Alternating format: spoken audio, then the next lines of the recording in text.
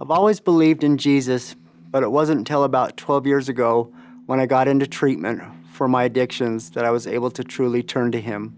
I found Him at Valley Camp, working through the 12 steps of Alcoholics Anonymous. The main purpose of that program is to help you find a power greater than yourself. That higher power for me became Jesus. Growing up, there was not much faith or going to church in my family. My parents grew up here and were involved with the predominant religion in this state when they were children. But when they became adults and parents, they really didn't have anything to do with that religion.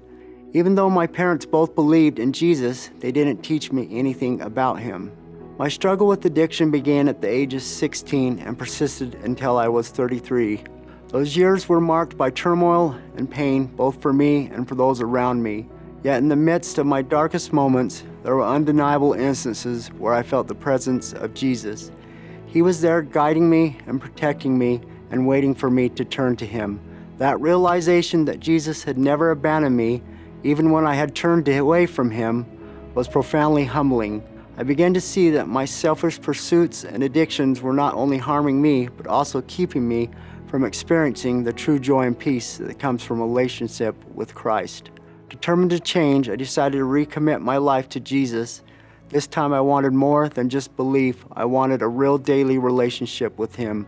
I began to pray earnestly, seeking His guidance and asking for the strength to overcome any of life's issues. For the last 12 years, I've continued to be in recovery and have practiced on developing a deeper relationship with Jesus. I believe there is so much more I can learn and achieve through Christ alone.